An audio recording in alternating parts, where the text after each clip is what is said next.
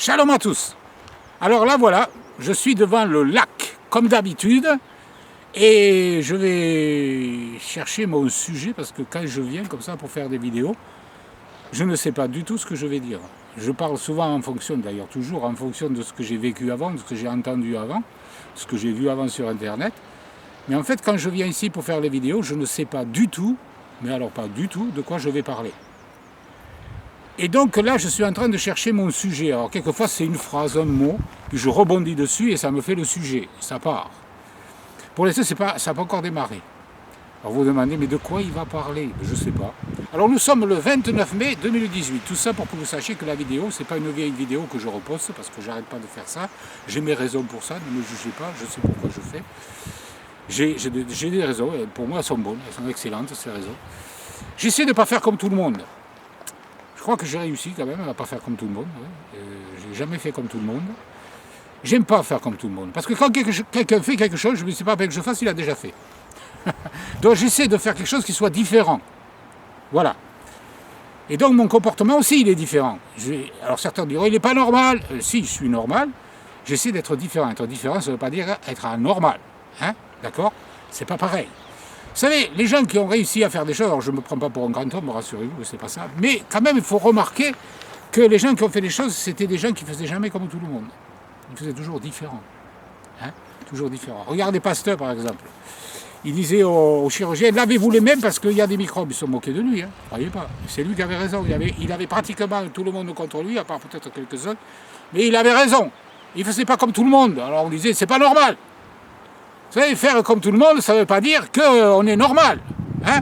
Parce que si tout le monde est fou, ben, on va dire, si vous êtes normal, on va dire que vous êtes fou. J'avais déjà dit ça dans une vidéo. Et on vit dans un monde comme ça, un monde fou, où si vous n'êtes pas fou comme eux, vous êtes fou. Hein? Alors qu'est-ce que c'est la vraie folie, la vraie sagesse? Vous vous souvenez de David? Alors il y a une différence entre faire le fou et puis être fou. Moi souvent je fais le fou. Bon, je ne pense pas que je sois fou. Je ne crois pas. Parce que les fous sont pas heureux. En principe, ils sont malheureux, ils sont angoissés, ils ont des problèmes. Moi, je ne suis pas heureux. Je ne suis pas malheureux. Je ne suis pas angoissé, je n'ai pas de problème. Ça m'est arrivé d'être angoissé, mais surtout quand j'étais jeune. Hein. Mais là, je ne suis pas angoissé. Des fois, je suis troublé quand je fais quelque chose que je ne devrais pas faire. Alors, je change et puis je retrouve la paix d'Elohim. Mais je ne suis pas angoissé. Il y a des gens qui sont toujours angoissés et ils ne savent pas pourquoi. Ben, parce qu'il y a une bonne raison, pas forcément toujours en règle avec Dieu, mais quand j'étais jeune, ça m'arrivait ça. Mais maintenant, ça fait longtemps que ça ne m'est plus arrivé. Alors quand on a la paix et la joie d'Elohim, on n'est pas fou. Hein. On n'est pas fou. On est normal. Parce que vous avez des gens qui sont normaux, mais ils font des dépressions nerveuses, ils vont à l'hôpital psychiatrique, ils sont soignés par le psychiatre, ils sont toujours malades, ils ont toujours ci, ils sont toujours là, ils sont déprimés. Puis, mais ça, c'est déjà normaux. Alors si pour être normal, il faut être comme ça, non merci, j'en veux pas. J'en veux pas. Je suis bien comme je suis heureux. Donc je ne vais pas devenir normal pour devenir malade et fou. C'est pas, non, ne me demandez pas ça, je ne le ferai pas. Voilà. Après, eh bien, l'apôtre Paul, il en parle de la sagesse et de la folie. Il en parle. Hein. Il dit, devenez fous afin de devenir sages. Parce que Dieu n'a-t-il pas convaincu de folie la sagesse des hommes? Puisque les hommes n'ont pas connu Dieu dans la sagesse de Dieu, il a plu à Dieu de sauver les croyants par la folie de la prédication. Alors la prédication, c'est pas une folie pour tout le monde, ça l'est pour beaucoup. Les gens, ils sont fous. Ils sont pas normaux, ils sont fous. Parce qu'ils ne font pas comme nous. Non, être normal, c'est ne pas croire en Dieu, de croire en l'évolution, c'est venu tout seul. Voilà. Moi, quand je vois Minou à la maison, le chat, je vois la création de Dieu. Je vois ce chat, je ne vois pas grand-chose, je vois qu'un chat. Et quand je le regarde, je suis en admiration. Il n'est pas fait n'importe comment, le chat. Il a tout ce qu'il faut, tout pour que ce soit harmonieux. Il a une langue avec des râpes pour qu'il puisse bien se lisser le poil. Il a des oreilles, c'est pratiquement des antennes. Et, enfin bon, je ne vais pas entrer dans les détails parce qu'il n'y a pas que les chats. Hein. Regardez tous les animaux, regardez la création, regardez les plantes, regardez les fleurs. Tout a été fait d'une manière incroyable. C'est quelque chose que l'homme n'arrivera jamais à faire avec son intelligence. Mais eux, ils disent que le hasard, il peut faire ça. Mais alors, pourquoi ils se fatiguent à faire quelque chose? Ils n'ont qu'à prendre des pièces mécaniques, les jeter dans un sac et remuer pendant je ne sais pas combien de temps, et puis ils vont sortir un ordinateur, une voiture, ceci, cela. Pourquoi pas? Puisqu'ils croient au hasard, ils ne croient pas en Dieu. Pourquoi ils ne font pas? Non, ils réfléchissent, tout ça.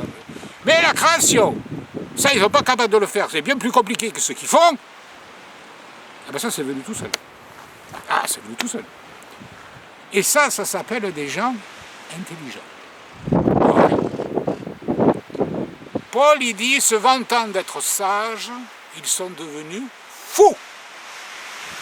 Alors, les fous, ils ne sont pas là où on croit. Ils sont là où les gens ne croient pas en Elohim. C'est ça, les fous!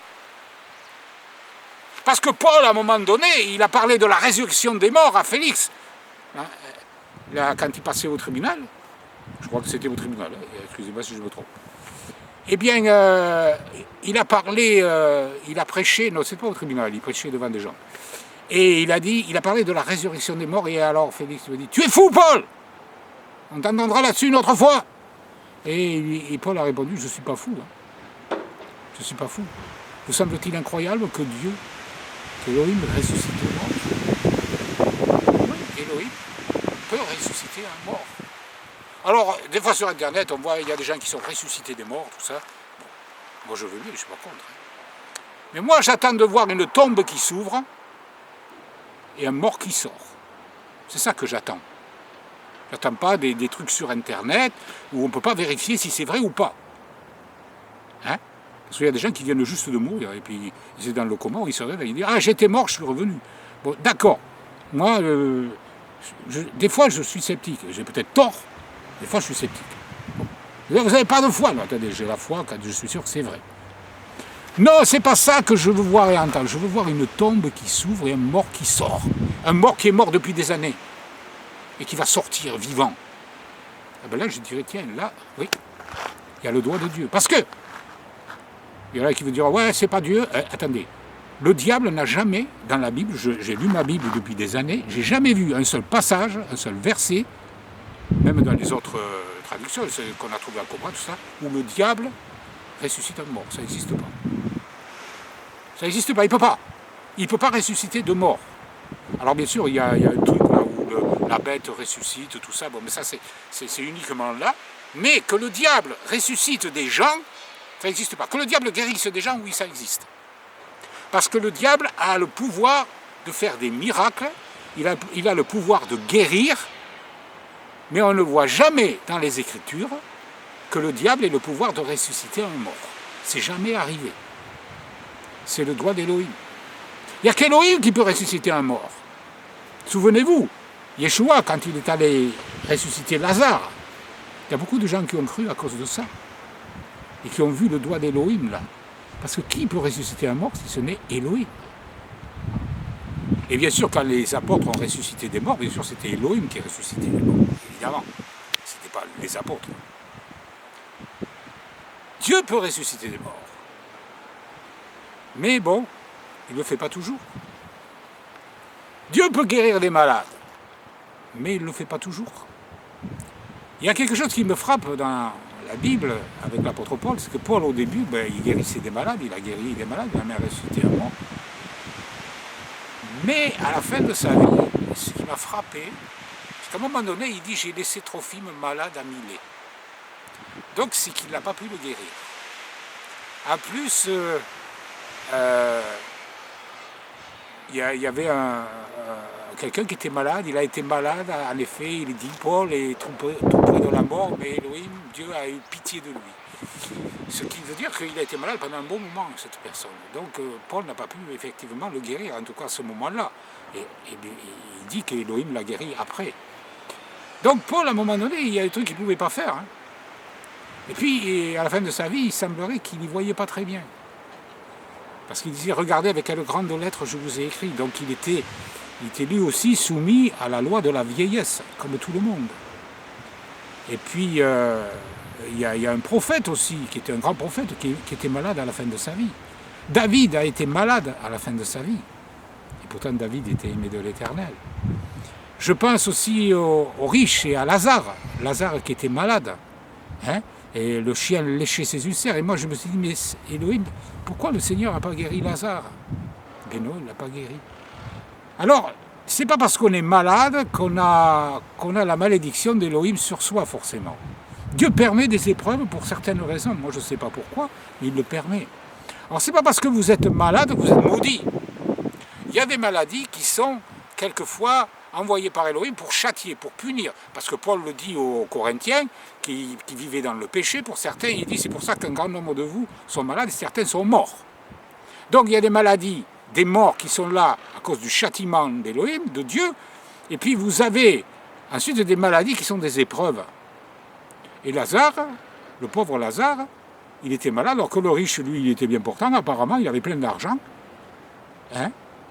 Mais le riche, il était loin de Dieu pour l'éternité, il souffrait, alors que Lazare, lui, il est mort, mais après il est allé dans le sein d'Abraham, il est allé avec le Seigneur et il était sauvé pour l'éternité.